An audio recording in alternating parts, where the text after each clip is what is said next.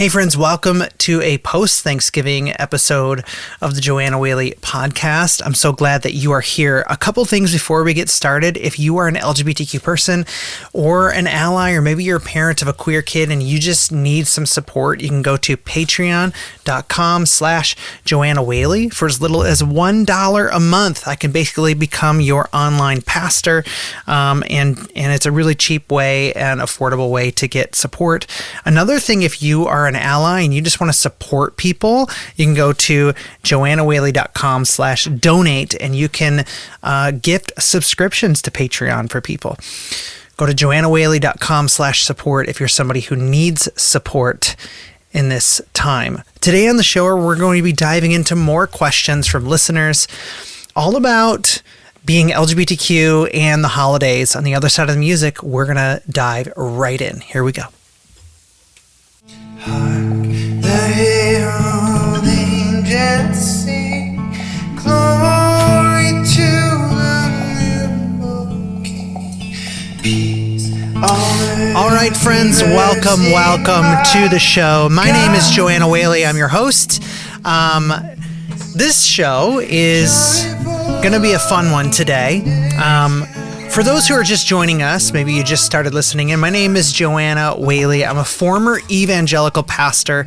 I'm a transgender woman. And yes, those two identities intersect in this world and have absolutely created chaos in my world, in my life, and has made a lot of people question the fact, can you be LGBTQ and can you also be a person of faith?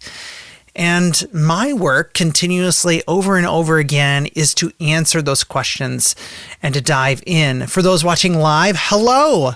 It's nice to see my friends. Hello, Still Waters. Good to see you. For those watching on Facebook and TikTok, welcome. Today on the show, I'm doing this whole thing throughout the holidays.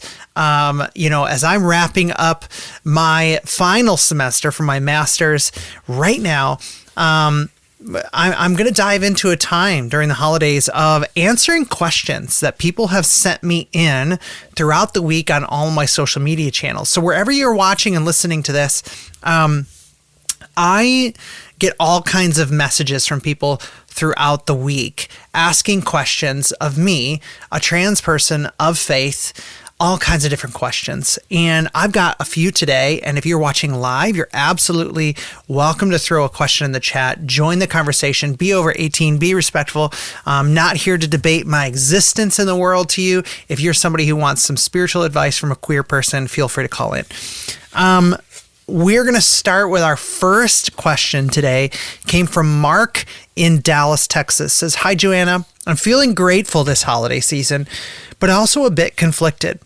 I'm thankful for my LGBTQ friends and family, but I'm also struggling with how to reconcile my faith with their identities. Do you have any advice for navigating these complexities during the holidays?" This is a tough one, friend. Mark, first of all, I'm thankful that you are asking the questions. I'm thankful that you are trying to understand those around you and also understand how your faith intersects with these people in your life. The first thing I'm going to say to you, Mark, is especially during the holidays as we just came out of Thanksgiving, is first and foremost, be careful about where you are and if it is appropriate wherever you are to have conversations with your queer family and friends about this topic. I would ask you as a queer person to say that the family party is probably not the best avenue for this conversation or this debate unless your queer friend or family brings it up. This is the best thing I can say to you. It's just a lot of your queer friends and family, they just want to enjoy the holidays because it's always so complicated each and every year because of how people try to treat us or, neglect or push us away from family events. When we're at a family event, we're just so happy to be there with our friends and family. And we don't really want to have to explain our existence to anyone. We probably just want to enjoy, either a football game or, a couple drinks with our family members. Be really, really careful about where and when you have these conversations. The next thing I would say to Mark, who asked, what can you do, is I would suggest a non-Christian therapist. Now, all my Christian friends started rolling their eyes. Why do I say a non-Christian therapist? Non-Christian therapy is going to they're not going to have a bias towards Christian doctrine. Most Christian therapists are going to adhere to kind of what they believe is kind of the norms in Christianity. And they may be coming from a specific leaning, right? But a trained clinical therapist is going to be able to process these things with you in a neutral way. That's what they are trained to do. The reality is that Christian therapists and counselors are not always trained in this way. They are trained towards a bias. So if you're really wanting to, understand how do you reconcile your beliefs with those people you love, I would really begin there with good therapy that is not Christian in nature. Another thing I would tell you, Mark, if you just joined us, Mark asked how he can reconcile his faith with people he loves who identify as queer. I would say talk to affirming Christians. Find people who truly have reconciled their faith with their queer friends and family.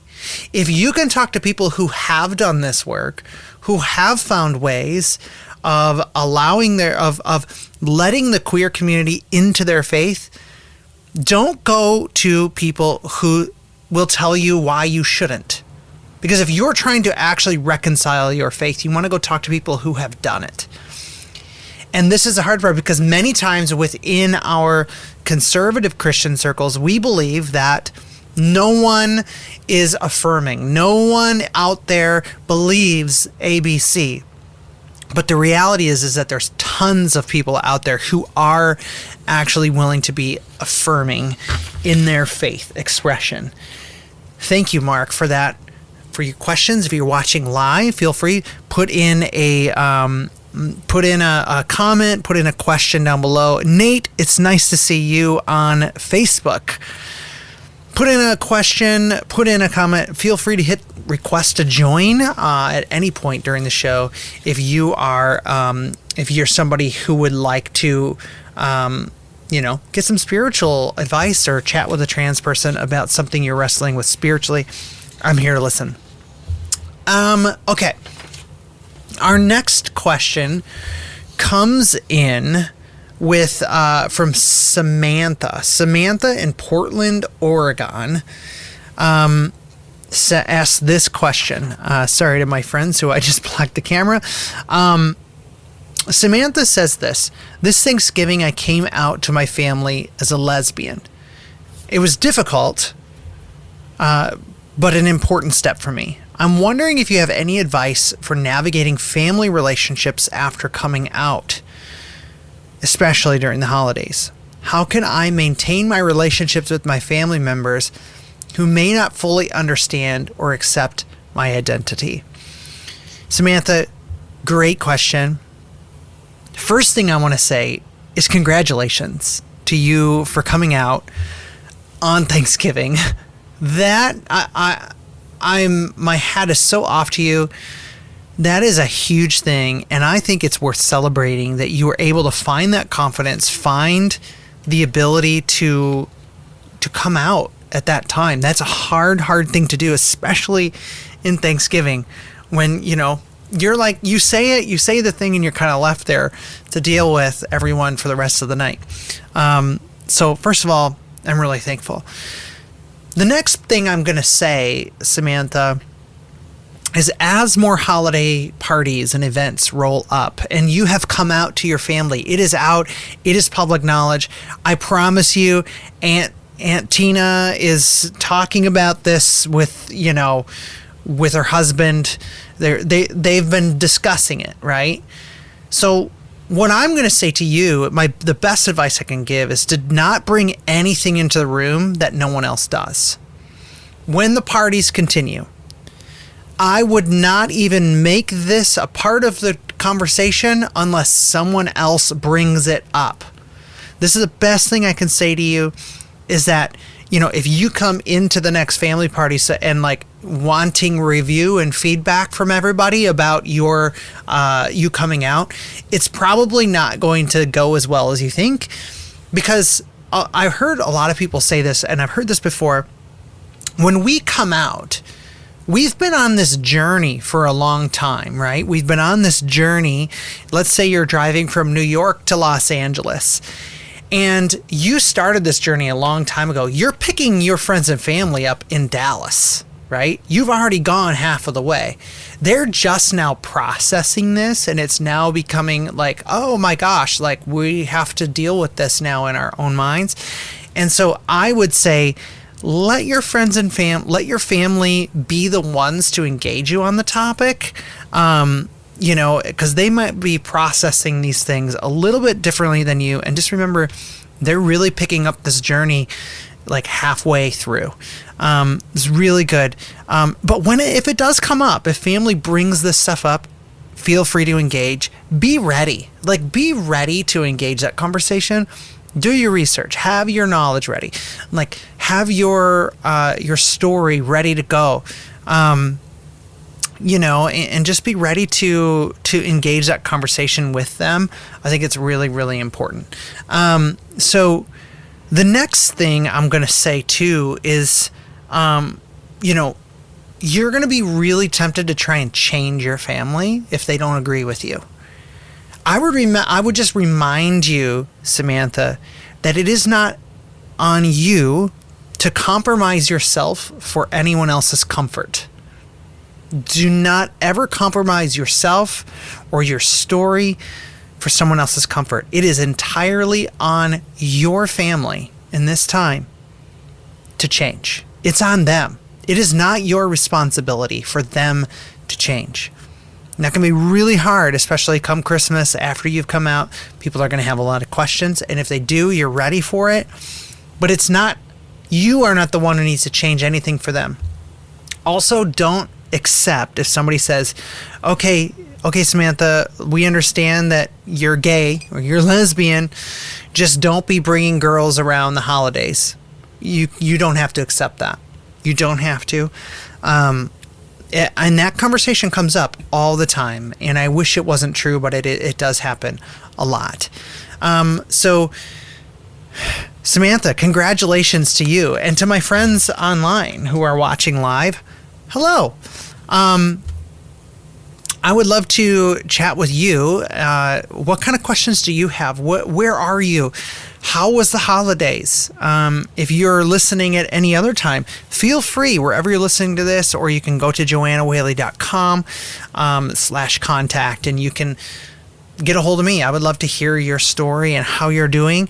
A couple things. We are going to go to a commercial break in just a minute, but the holidays can be really, really hard. It can be really hard for people. And we just heard 2 stories here where someone is trying to reconcile their faith with people that they love. Who knows? Maybe Mark was at the same party Samantha was at, and is trying to understand. I think that these are important conversations to have. Tim says, do you believe in free will? Why or why not? It's a great question. And I only have maybe about a minute to answer. But yeah, I do believe in free will.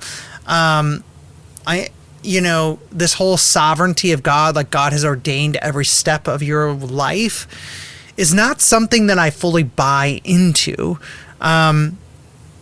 because that is just like so uncreative to me in my hermeneutic, if you will, of the Christian story.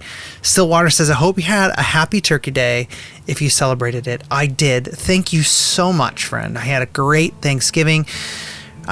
Friends, on the other side of the music, we have more questions, more people sending comments in. Stick around. On the other side of the music, I will answer more. Thank you for listening in. Don't go anywhere. In time, behold him come, offspring of the virgins, veiling Hey, podcast listeners. If you are an LGBTQ person or an ally, or maybe you're a parent of a queer kid and you just need support, you can go to patreon.com/Joanna Whaley for as little as $1 a month. We can have direct message access, and at other higher tiers, we can also have Zoom calls. I know that this experience of being LGBTQ and trying to pursue your spirituality is a huge, huge issue for many people, and there needs to be affordable ways. We also have people who sponsor people who maybe it's unsafe for them to make payments. You can go to JOANNAWHALEY.com/support and inquire about that, and if there is enough sponsorships, we can have support for you. Go to JOANNAWHALEY.com/support.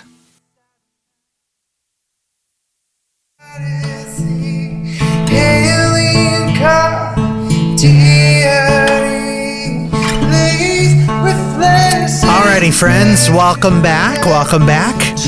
We've had a couple questions pop in during the commercial break. Before I answer that, again, if you are someone, as I said in the commercial, if you're somebody who would like to support sponsorships for Patreon this Christmas, there are people out there who need some support, who need some spiritual support. You can go to JOANNAWHALEY.com/donate and you can sponsor some people's spiritual care. All right. Tim on TikTok asked a question: can you define free will from a strictly secular perspective? Tim, the first thing I'll say is no, I cannot define it from a strictly secular perspective, because first of all, I don't come from a secular perspective. I come from a spiritual one. I come from a Christian hermeneutic, if you will. I love I love using that word, but I come from the Christian lens of things. But if you do if you want to take a more secular approach to free will, and I think if I'm understanding the question behind the heart behind this is, a lot of people will say can you have free will? Did God first of all, people always say, you're a trans person, did God make a mistake with you? The next question is okay, so you believe you have free will to choose, right? Well, first of all, no one chose to be trans. The other thing is also that I mean, if you're looking at the idea of free will from a secular perspective, we are floating on a freaking rock in the middle of, an abyss of space, right? The secular perspective does not see God as ordaining decisions or anything. So for us in this world, we have full ability to choose our paths.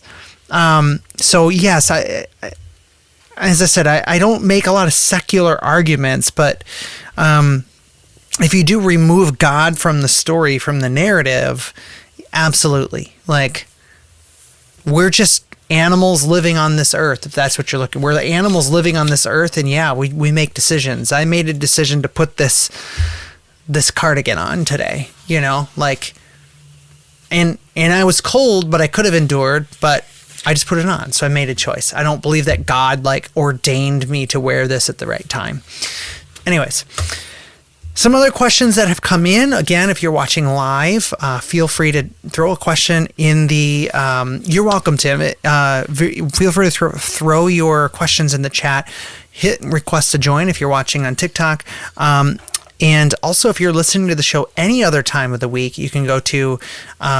wherever you're hearing this, you can drop me a direct message. That's where a lot of these questions come from. Or you can go to JOANNAWHALEY.com/contact, and I will be happy to chat with you there. Our next question comes in from Chris in Seattle, Washington.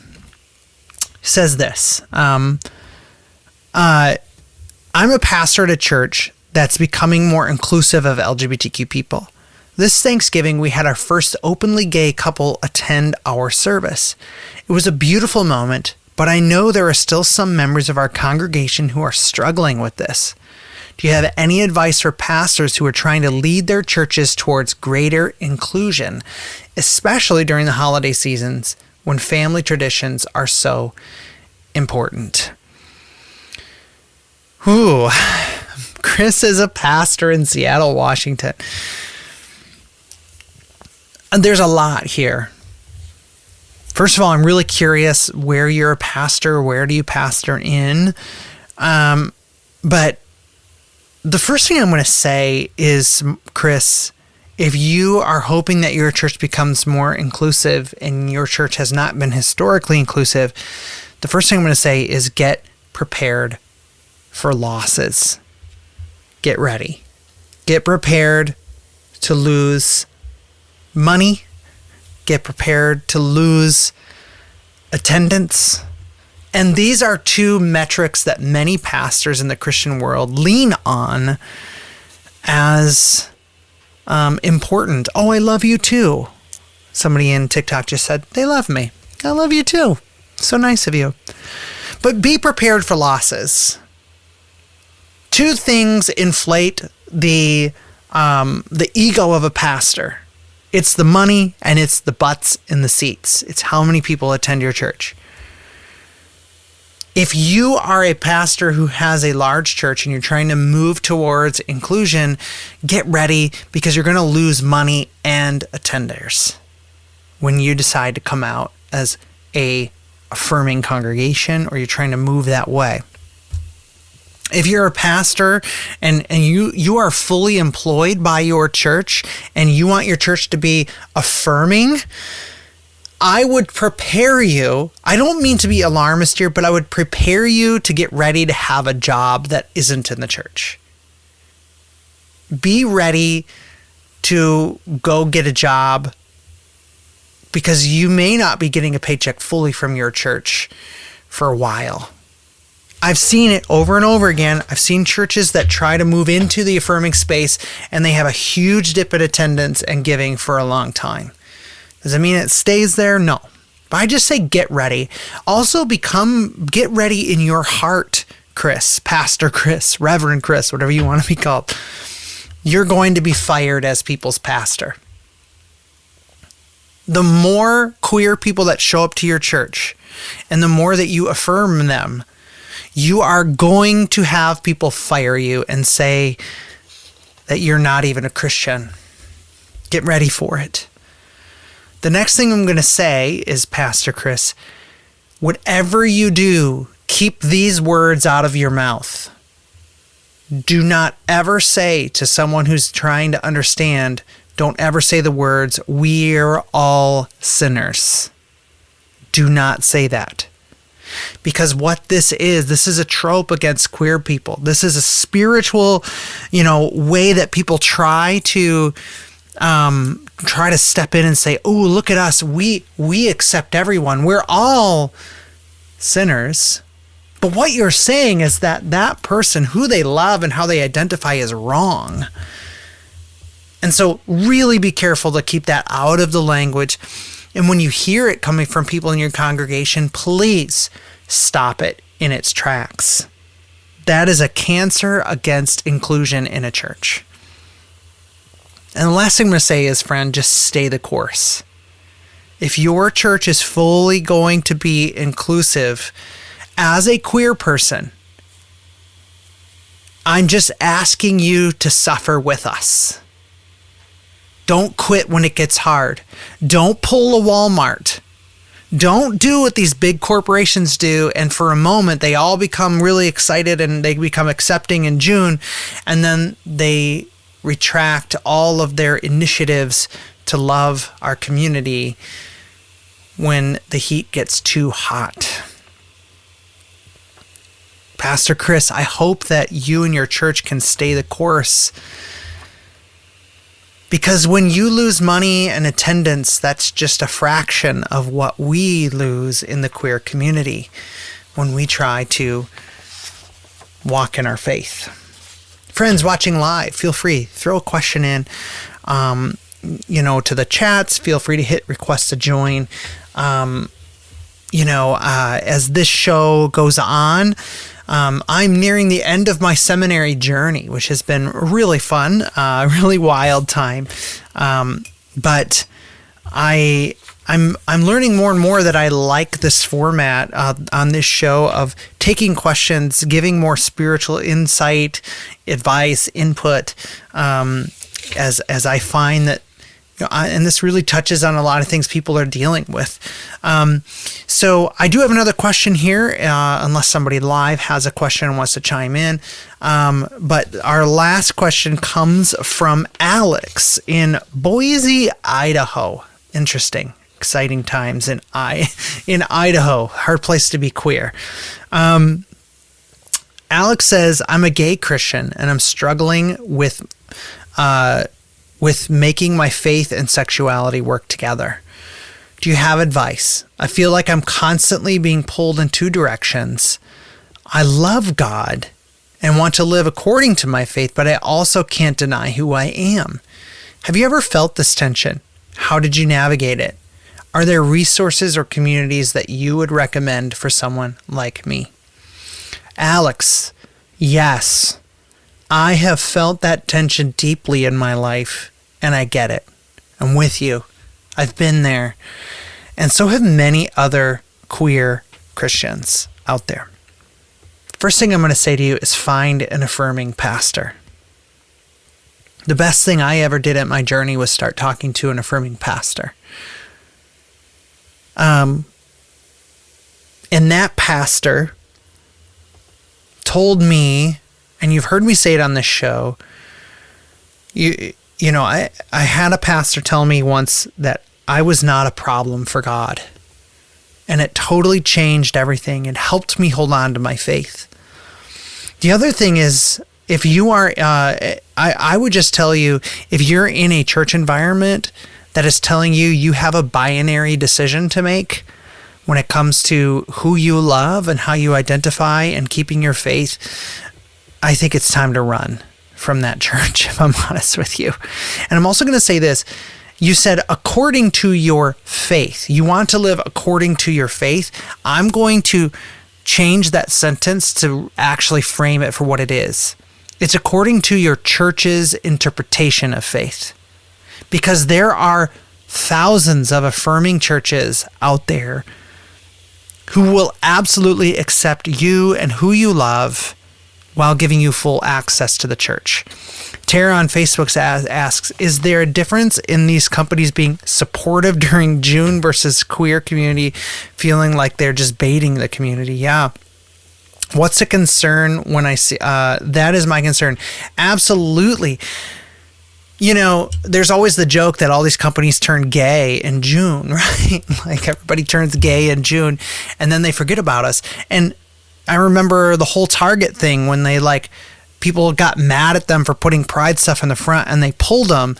And those of us in the queer community, we just see right through it. We see through the corporate BS, Even Starbucks recently had actually pulled back some of its queer identifiers that made queer people feel safe within their companies. And those things, we see through it. We see through it now. I literally don't go to Starbucks anymore because of it. But these are things that we have to deal with. A lot of companies, even some Christians, I call them Trojan horse progressives. They seem affirming, they seem cool, but then when the heat gets turned on, that's when a lot of people run. So friends, we're kicking off the Christmas season, and many of you are going to be faced with family parties and these conversations. Please reach out wherever you are, wherever you're listening. Reach out to me through direct message, whatever it is. I would love to stick around. For those of you watching live, stick around for a few more minutes. I'll stick here on the line. We'll chat for a few more minutes. For those listening any other time, thank you for tuning in. This has been a production of Whaley Media. My name's Joanna Whaley. We'll see you next week as we get closer and closer. By the way, the song you're hearing right now, that's my newest release called Hark. Enjoy.